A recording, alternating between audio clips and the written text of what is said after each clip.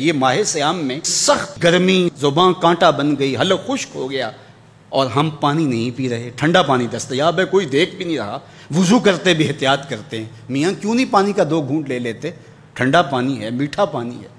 کہا ہم نے روزہ رکھا ہے، اللہ دیکھ رہا ہے۔ ماہ سیام میں ہم پانی نہیں لیتے، اس لیے ہمیں یہ یقین ہوتا ہے تنہائی میں بھی اللہ دیکھ رہا ہے۔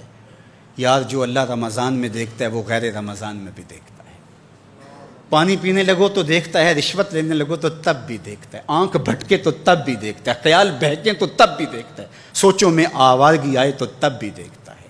یہ یقین تمہارے ساتھ اگر جڑ جائے کہ تمہارا رب تمہیں دیکھ رہا ہے تو پھر گناہ کرنا مشکل کیا ناممکن ہو جائے گا۔ ان اللہ خبیر بما تعملون، اور جو تم کرتے ہو تمہارا رب اس سے باخبر ہے۔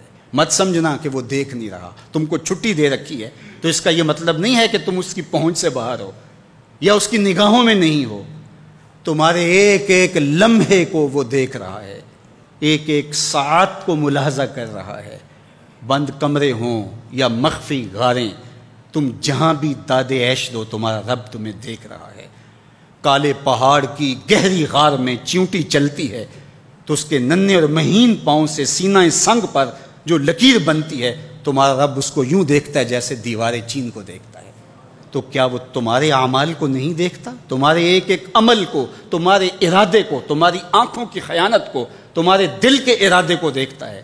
ایک ایک چیز سے وہ آگاہ ہے۔ وَلَا تَكُونُوا كَالَّذِينَ نَسُوا اللَّهَ، اور ان لوگوں کی طرح نہ ہو جانا جنہوں نے اللہ کو بھلا دیا، غافل ہو گئے، اپنی خواہشات کی زندگی گزارنے لگے۔ یہ جہاں مٹھا اگلا کس نے ڈٹھا، آرزوؤں کے نوکر بن گئے۔ جس طرح نفس اور شیطان ان کو چلا رہا اس طرح چل رہے ہیں۔ جو لوگ اللہ کو بھول گئے، اللہ فرماتا ہے اللہ نے انہیں ان سے غافل کر دیا۔ اللہ جب کسی سے ناراض ہوتا ہے تو ہدایت چھین لیتا ہے۔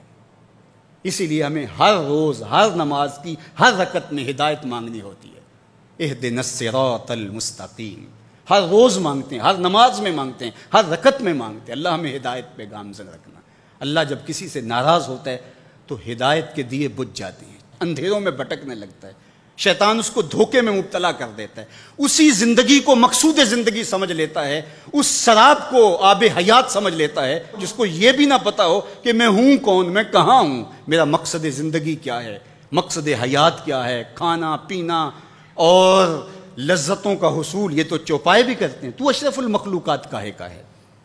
یہ زندگی تو ان کی بھی ہے کہ وہ اچھا کھاتے ہیں، تم تو ایک پاؤ بھر گوشت کھا لیتے ہو اور شیر روز ایک ہرن چاٹ جاتا ہے، وہ تیرے سے زیادہ کھاتا ہے، تیرے سے زیادہ طاقتور ہے، ہاتھی کا جسم تیرے سے کہیں بڑا ہے، پرندے ہواؤں میں اڑتے ہیں، مچھلی پانی کی تہوں میں اتر جاتی ہیں، عقاب کی نظروں اور بلندی پرواز کی دیکھنے والی ہوتی ہے، کرگس کہاں سے کہاں تک سونگھ لیتی ہے، ان کی قوت شامہ تیرے سے بڑی ہے، لیکن اس کے باوجود بھی افضل تو، اشرف بھی تو، اور اللہ نے اپنی نیابت کا تاج تیرے سر پہ رکھا ہے، تو تو مقصود ہے، تو تو مسجود الملائک ہے، فرشتوں کی پیشانی تیرے حضور جھکی ہے، تو اپنے آپ سے آشنا ہی نہیں ہے، تجھے پتہ ہی نہیں کہ تو کون ہے، تو خدا کو بھول کے سمجھا کہ میری زندگی آزاد ہو گئی، اب میں جو چاہوں کروں، میں خدا کا بھی انکار کر دیا، بھلا دیا اس کو۔